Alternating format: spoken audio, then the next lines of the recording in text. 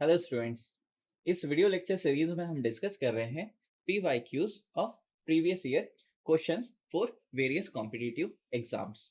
Now here is the question is in leveling between 2 points A and B on the opposite sides of a river. The level was first set near the station A and the staff reading on A and B were 2.645 meter and 2.30 meter respectively. The level was then moved near station B and set up. The respective staff reading then were 1.085 meter and 1.665 meter on the A and B respectively. What is the true difference between station A and B? Now, so यहाँ पर question जो है ये levelling से लिया गया है और रेसिप्रोकल लेवलिंग पर बेस्ड यहाँ पर क्वेश्चन है. नाउ सो इस क्वेश्चन का सॉल्यूशन देखते हैं. नाउ सो क्वेश्चन ने अपने से पूछ रखा है कि जो दो पॉइंट है ए और बी, है ना, जो रिवर के दो ऑपोजिट बैंक्स पर है, इन दोनों का जो लेवल डिफरेंस है वो कितना है. और ऑप्शंस पर देखें तो यहाँ पे कंपेयर किया गया है दोनों ए और बी पॉइंट को, यानी कि ए पॉइंट बी से ऊपर है या नीचे है या बी पॉइंट ए से ऊपर है या नीचे. तो इस तरीके से अपन को बताना है और कितने अमाउंट से ये ऊपर या नीचे है. नाउ चल तो इसे सॉल्व करते हैं. अगर हम लोग देखें स्टेशन ए और स्टेशन बी का जो ट्रू डिफरेंस निकल के आएगा, है ना, एज पर दी रेसिप्रोकल लेवलिंग, सो ये होता है ट्रू डिफरेंस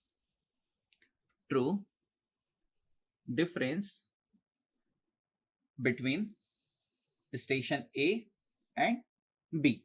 ये क्या हो जाता है, इसको let us suppose station small D से रिप्रेजेंट कर देते हैं.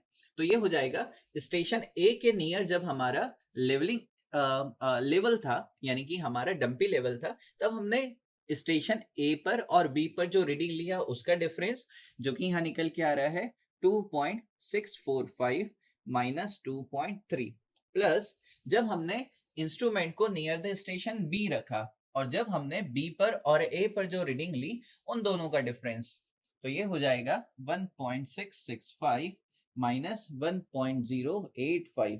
ठीक है, इन दोनों का क्या कर देंगे अपन, एवरेज कर लेंगे, है ना, यानी कि दोनों को ऐड करके 2 से डिवाइड कर देते हैं. तो फाइनली ये निकल के आ रहा है 0.4625, यानी कि हमारा जो पॉइंट बी है ना, ये 0.4625 मीटर से ऊपर है. पॉजिटिव आया, दैट मीन्स ए से हमारा बी पॉइंट 0.4625 मीटर राइज कर रहा है. दैट मीन्स हम ये कंक्लूड कर सकते हैं, है ना, कि जो हमारा ए है ना, ये बिलो है, इट इज बिलो, है ना, बाय कितना 0.4625 मीटर, है ना, किससे, ए से.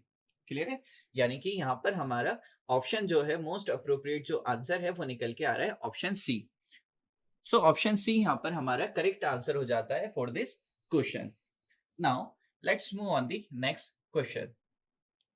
So here is the question is, a plane which is perpendicular to the plumb line through a point and is tangential to the level surface at that point is called.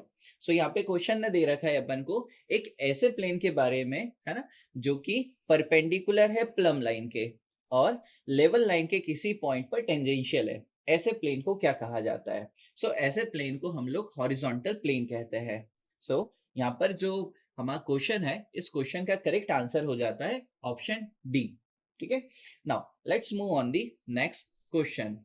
Now here is the next question is, staff reading on the floor of a veranda of a school building is 1.815 meter and staff reading when held with bottom of the staff touching the ceiling over the veranda is 2.870 meter. RL of the floor is 74.500 meter. Height of the ceiling above the floor is. Now, so इस question को solve करते हैं. तो solution. Now again इस question में अपने से दे रखा है कि जो फ्लोर है उसका रिड्यूस लेवल दे रखा है, देन उस फ्लोर का क्योंकि रिड्यूस लेवल हमें पता है, उसको बेंचमार्क माना, वहां पर हमने क्या किया, लेवलिंग स्टाफ को रखा, देन उसकी रीडिंग ली हमने इंस्ट्रूमेंट को सेट करके, देन वरांडा पर जो ऊपर सीलिंग है उस पर इन्वर्टेड अपन ने क्या किया, यहाँ पर लेवलिंग स्टाफ को रखा, देन अगेन उसका रीडिंग लिया, और फाइनल अपने से पूछ रहा है कि जो सीलिंग है उसका हाइट कितना होगा, है ना। तो या तो ऐसे कर सकते हैं कि हम क्या करें, जो वरांडा है ना, इसका जो फ्लोर है इसका रिड्यूस लेवल हमें गिवन है, देन जो सीलिंग है उसका रिड्यूस लेवल डिटरमाइन कर ले, और फिर क्या करें, सीलिंग के रिड्यूस लेवल में से फ्लोर के रिड्यूस लेवल को सब्सट्रैक्ट कर दें, सीलिंग का हाइट मिल जाएगा। या फिर सिंपली ये कर सकते हैं कि हमने फ्लोर पर लेवलिंग स्टाफ को रखा, उसकी जो रीडिंग ली, प्लस जो हमने सीलिंग पर इन्वर्टेड लेवलिंग स्टाफ को रखा, उसकी रीडिंग जो ली, दोनों को ऐड कर देते, तो फाइनली अपन को इस तरीके से भी हाइट ऑफ दी सीलिंग मिल जाएगा। सो यहाँ पर अपन निकाल लेते हैं हाइट ऑफ दी सीलिंग। तो हाइट ऑफ दी सीलिंग, ठीक है, अबव दी फ्लोर, अबव दी फ्लोर। नाउ ये क्या हो जाएगा, सिंपली हो जाएगा कि हमने जो यहाँ पर स्टाफ को रखा है ना, उसका रीडिंग, तो ये हो जाएगा स्टाफ रीडिंग,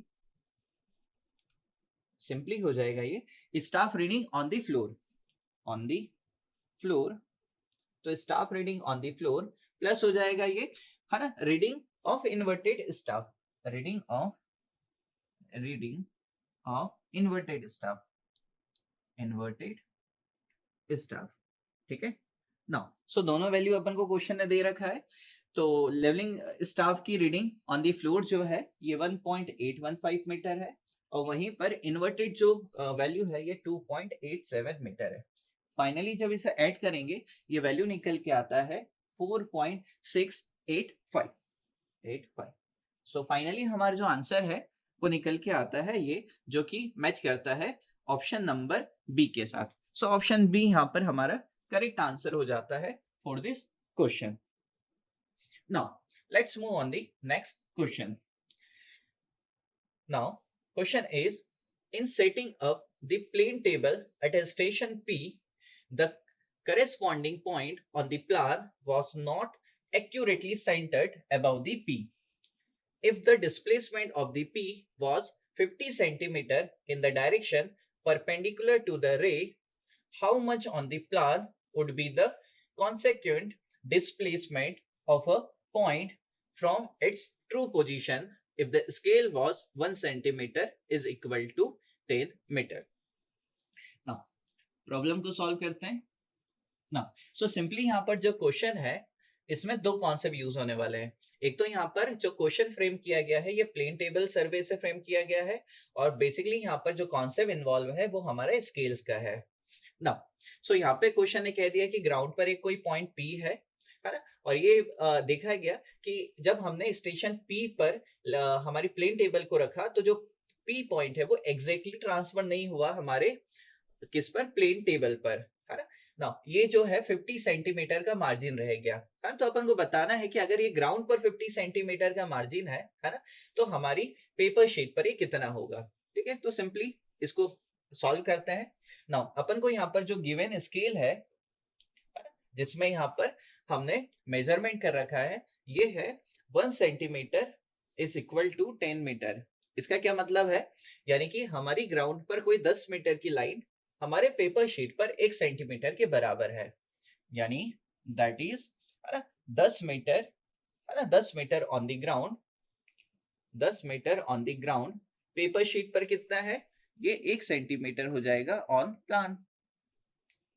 क्लियर है यहाँ तक ना। सो देखना क्वेश्चन में अपन को दे रखा है कि जो पॉइंट पी है वो डिस्प्लेस कितना हुआ 50 सेंटीमीटर, तो अपन मीटर को कन्वर्ट कर लेते हैं सेंटीमीटर में। सो क्या करना पड़ेगा, 10 मीटर को मल्टीप्लाई करना पड़ेगा 100 से, तो ये क्या हो जाएगा, सेंटीमीटर हो जाएगा। तो इतना centimetre on the ground field पर हमारे प्लान पर कितना हो गया, ये हो जाएगा, इसको एमएम में कन्वर्ट कर लेते हैं। क्लियर है, क्योंकि अपन को जो आंसर है वो एमएम में दे रखे हैं, तो एमएम में ये हो जाएगा 1 × 10 सेंटीमीटर मीटर में हो गया ऑन दी प्लान। यहाँ तक क्लियर है, यानी कि 1 सेंटीमीटर हमारे ग्राउंड पर कितना हो गया, 1 सेंटीमीटर ऑन ग्राउंड, तो ग्राउंड पर 1 सेंटीमीटर की डिस्टेंस हमारे प्लान पर कितना हो जाएगा, 1 × 10 डिवाइड बाय 10 मल्टीप्लाई बाय 100, है ना, ऑन प्लान। क्लियर है, नाउ अब क्वेश्चन ने दे रखा है कि यहाँ पर हमारा जो पी पॉइंट है वो कितना डिस्प्लेस है 50 सेंटीमीटर का। तो 50 centimetre on ground, 50 centimetre on ground, ठीक है, ये कितना हो जाएगा हमारे प्लान पर? तो ये हो जाएगा 1 into 10 by 10 into 100 multiply by 50 on plan, on plan, ठीक है। नाउ जब इसे सॉल्व करेंगे तो ये वैल्यू निकल के आ जाएगा 0.5 mm, है ना, ऑन प्लान। यानी कि जो पॉइंट हमारे ग्राउंड पर 50 सेंटीमीटर से डिस्प्लेस है वो हमारी जो पेपर शीट है यानी प्लान है उस पर 0.5 mm से क्या हो जाएगा, डिस्प्लेस हो जाएगा। यानी कि यहाँ पर ऑप्शन सी हमारा करेक्ट आंसर हो जाएगा for this question. Thank you.